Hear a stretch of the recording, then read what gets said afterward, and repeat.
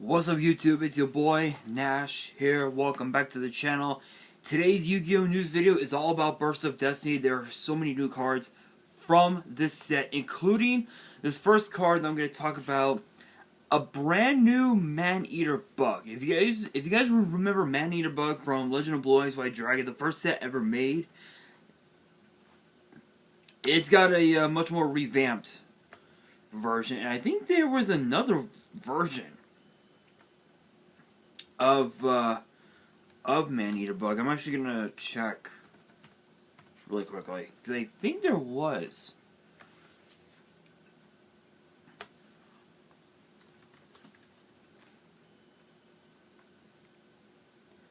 Yeah, there was actually quite a few forms. There was Noble Man, there was Noble Man-Eater Bug, and then there was also the original Man-Eater Bug as well.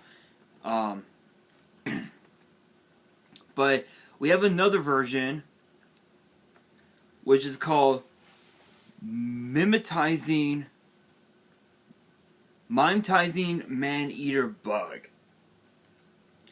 And they captioned it saying, "What if you wanted Man-Eater Bug to get swole and be more of a jerk?" Haha. Pretty much.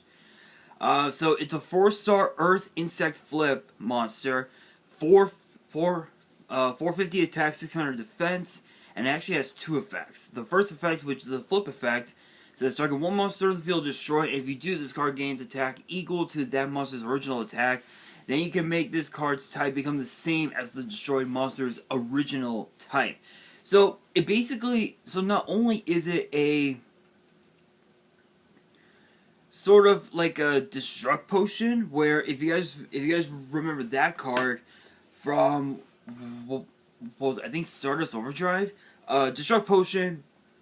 Basically, you get to destroy one of your monsters, and you gain life points equal to that monster's attack. But what's cool is that instead of you gaining the life points, when it's more, so it does a bit of a role reversal. So it has the effects of Man-Eater Bug, but your monster is gaining the attack points. You're not gaining the life points. So if that kind of makes sense, I think if that makes sense. And then it also has the DNA surgery effect, where this card's type becomes that monster's original type, which can be pretty much anything. It could be a spellcaster, it could be anything. This could actually be useful if you don't have an out. If you're playing Dark Magician and this card is on your field, and if you plan on summoning the Dark Magicians, which was one of the new fusion cards, the new fusion monsters for Dark Magician, you can use Dark Magician and this card instead of using Dark Magician and another spellcaster, because this card's original type could become spellcaster if your opponent was actually running spellcasters. Second effect says this card on the field cannot be destroyed by battle and cannot be destroyed by card effects of monsters with the same type. So it's a much more revamped version of Man-Eater Bug. Nothing really too crazy. This can actually help you out playing with, if you're playing a Dark Magician based deck, this could actually help you out. What else?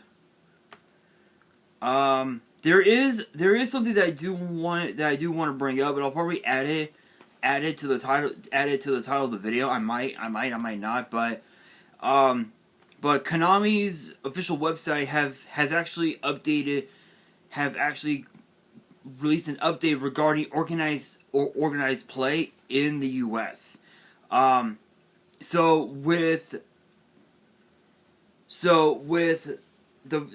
when we started this pandemic last year, the last YCS we ever had that was like an in-person event was YCS Las Vegas in 2020, back in February last year. That was the last YCS that we had, and not only did we have that, but in the same venue, we also had the YCS 3v3, which is which is 3 people to a team. You had so many different people in the tournament. You had teams like Team Samurai X1 with Triv Gaming and Pac. You had another team that had Nim Nim, Simo, and MBT Yu-Gi-Oh. There were so many different people there. Obviously, I wouldn't know. I wouldn't know because I didn't go there. But I've actually seen vlogs on YouTube, and there were a lot of people there. So this is actually from Konami's official website, which reads, quote, "To the Yu-Gi-Oh! TCG community, Konami Digital Entertainment Inc. has diligently prioritized the health and safety of our community, OTS owners, official tournament store, of course, owners, and staff, and all business partners throughout the ongoing pandemic." I can't actually say the whole word because, yeah. We have continued to closely monitor developments and updates related to the pandemic as state, regional, and local openings have continued to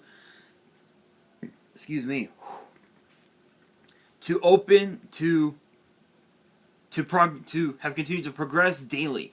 Based on local guidelines and regulations, we are allowing stores in the U.S.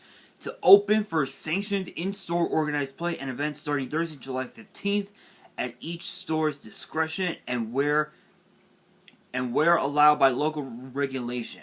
We encourage OTS owners, staff, and duelists to follow local, regional, and federal health and safety guidelines.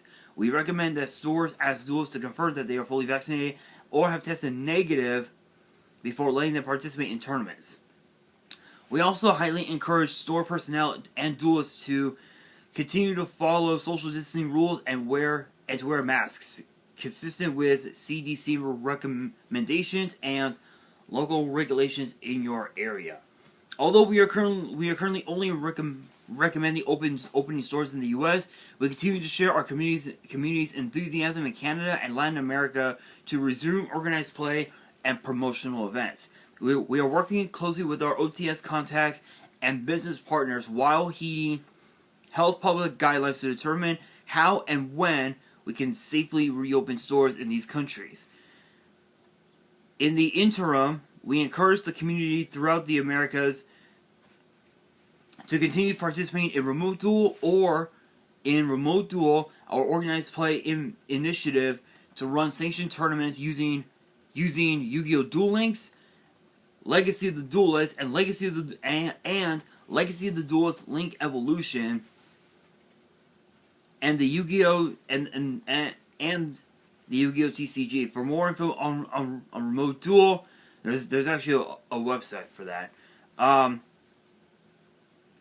Yeah, so I think it's awesome that Konami is allowing organized play once again, but at the same time, it's a matter of who got vaccinated. It's a matter of who got vaccinated, who tested negative.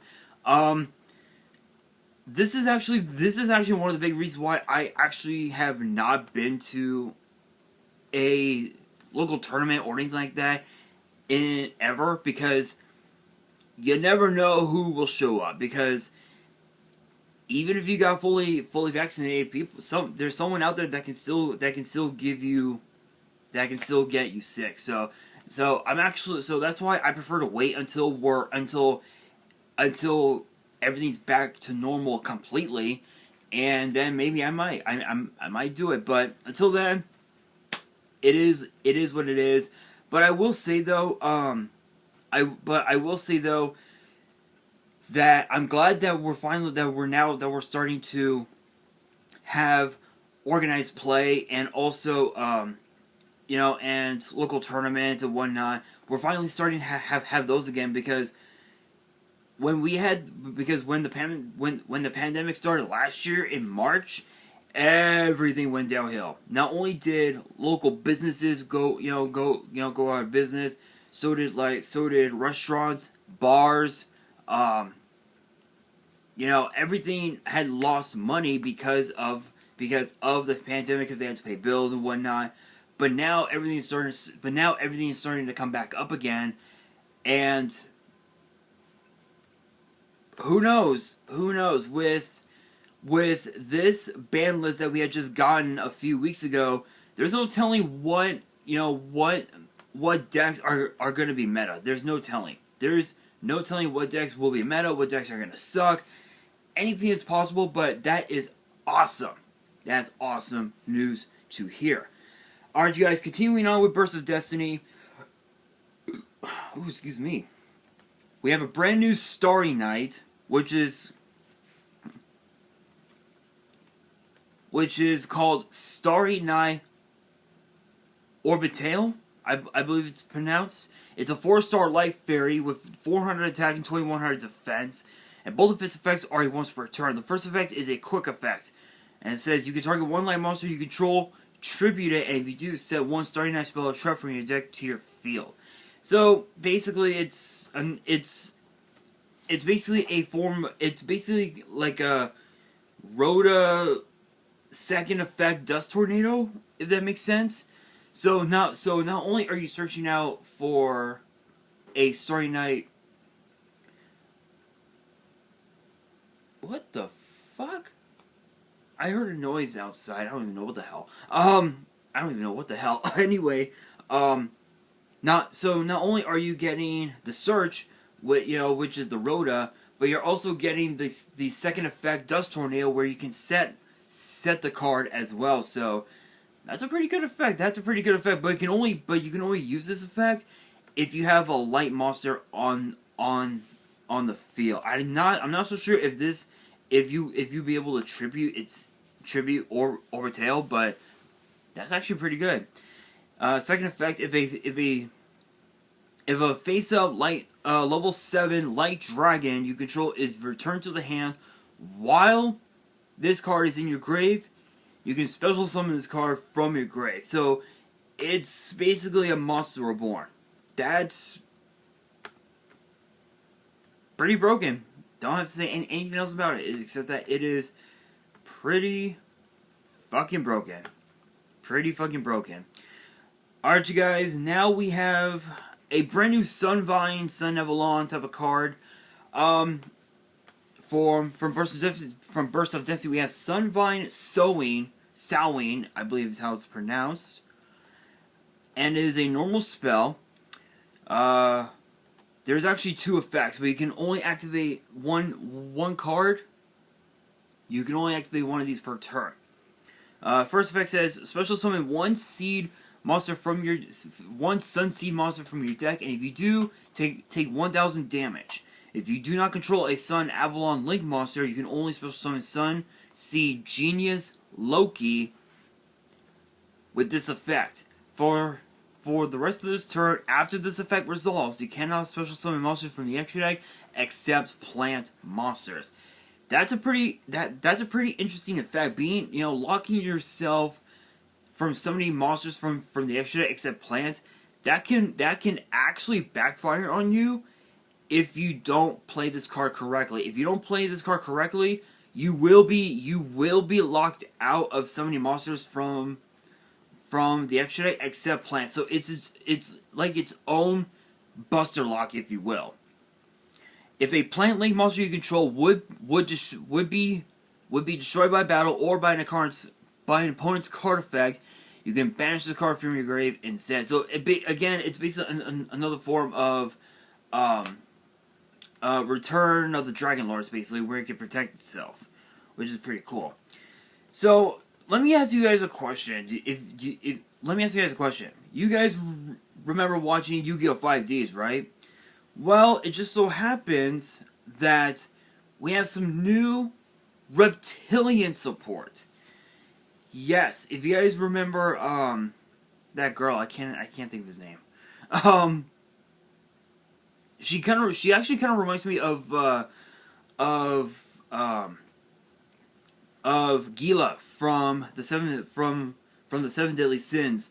In a way, she kind of reminds me of Gila from the Seven Deadly Sins, but I'm trying to think of her name. Misty Treadwell, I believe is her name. If you guys remember Misty Treadwell from the 5Ds era, from the 5Ds anime, she was one of the hottest models in New Domino City, and she ended up becoming a dark signer because of the disappearance of her brother. She wanted to get revenge on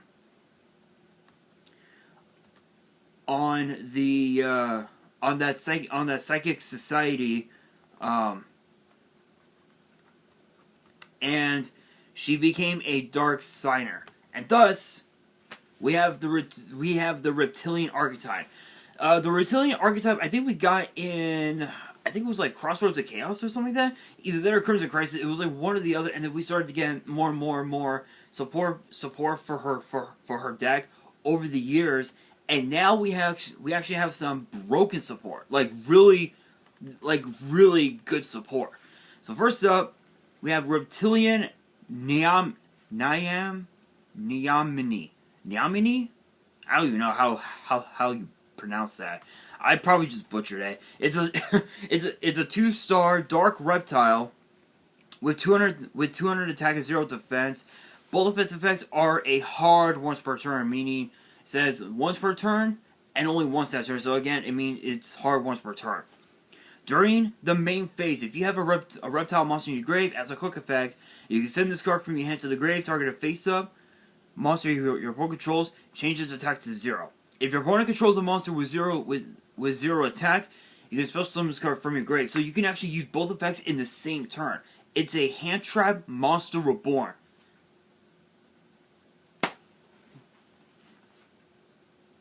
A hand trap monster reborn. Really? That broken? That's... I have no words for it. I'm speechless. That's like pretty broken. Because you can send this card from your hand to the grave. Target one of your opponent's monsters, its attack goes down to 0. And when it goes down to 0, you can actually summon him, you actually summon her back from the graveyard. Which is really, really good. Next up we have Reptilian Kotal? I believe it's pronounced. It's a 4-star dark reptile tuner with 1400 attack and 1000 defense. Both of its effects are rather the first effect is a once per turn. If you control a dark reptile monster, you can special summon this card from your hand. Then you can special summon reptilian monsters from your hand up to the number of monsters with 0 attack your opponent controls. Ooh! Combo it off with the first monster. Yeah, that's pretty broken. That's actually pretty fucking broken. So not only can you Cyber Dragon this monster, but you can also Cyber Dragon more monsters from your hand. Up again, as the effect suggests, up to the number of monsters with 0 attack your opponent controls. So if your opponent runs a lot of monsters with 0 attack, synchro combos for days with this deck.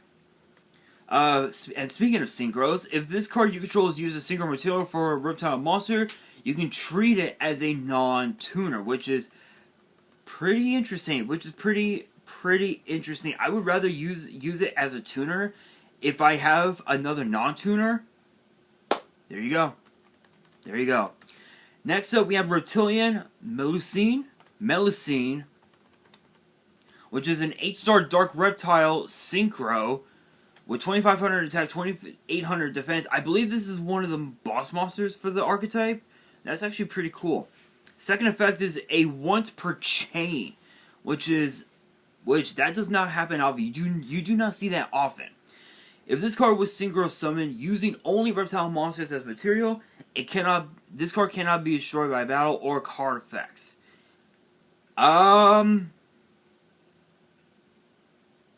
Yeah, that's quite the effect, actually. The second effect, which is a once per chain, when your opponent activates a monster effect, as a quick effect, you can target one face-up monster they control, change its attack to 0. So you can actually make if your opponent activates something like a reinforcement of the army, and then like say a Twin Twister, you can activate this card as Chain Link 3. Target one of your opponent's monsters. That monster's attack goes down to 0, and then Twin Twister would eventually resolve, and then your opponent's monster effect would resolve as well, which would also allow you to summon Kotal right off the bat, and then you could just side draw, more of your reptilian monsters, and you'll be able to go into even more synchro plays off on top of that, which that's actually pretty cool. That's pretty cool.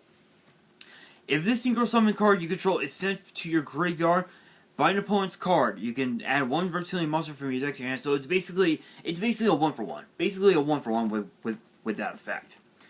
Now we have how many spells? 1, 2. We only have 2 spells actually with this one. First up, we have Reptilian Lamification, which is a normal spell, and it's a once per turn. Send one card from your hand to the grave, then choose 2 of these effects. You cannot choose the same effect twice, and you resolve them in the listed order, skipping the one not chosen. Add 1 reptilian monster from your deck to your hand. Add 1 reptilian spell or trap from your deck to your hand, except this card. Change the attack of one face-up monster your opponent controls to 0. Ooh! That's actually pretty cool.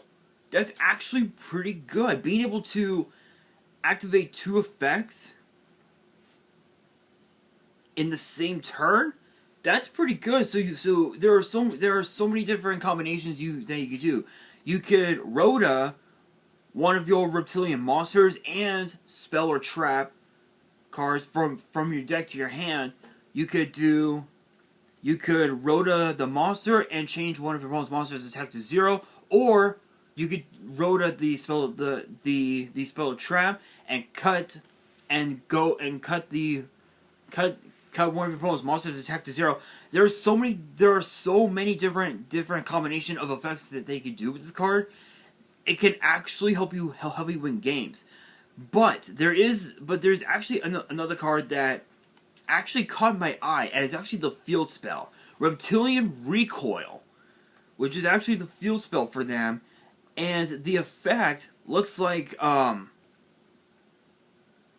it kind of looks like something out of the 5D's anime itself, which is really cool. Both of its effects are a once per turn.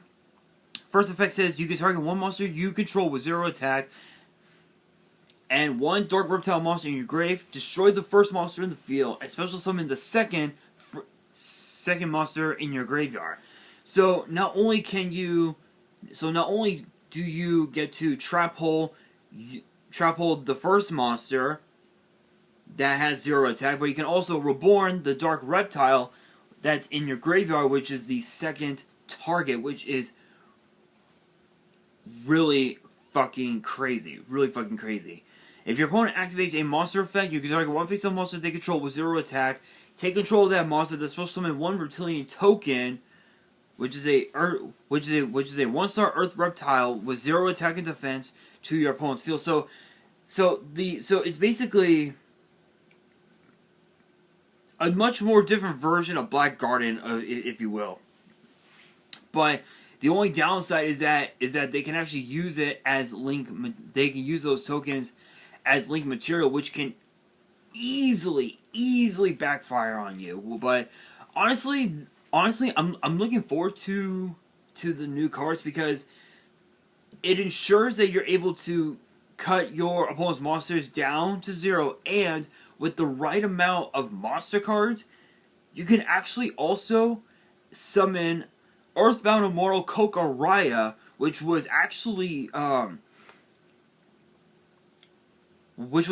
Misty's Earthbound Immortal when she became a Dark Signer in that arc of the first season of the 5Ds anime. So that can actually be useful. That can actually be pretty useful. But guys, that is going to do it for this video. Question of the day: what other archetypes do you want to see in Bursts of Destiny? Let me know in the comments below. And that is going to do it for this video. Hopefully you guys enjoyed. If you did, make sure you guys smash that thumbs up button. If you guys are new to the channel and you guys want more Yu-Gi-Oh news videos, which gets posted every Tuesday, make sure you guys subscribe to the channel and hit that notification bell so you guys don't miss out on any new content that comes your way. And be sure to follow me on Twitter and Instagram. All the links will be down in the description. And if you guys have fan mail that you want to send me and want me to open up on the channel, my address will also be in the description as well. And on that, this is your boy Nash, signing out.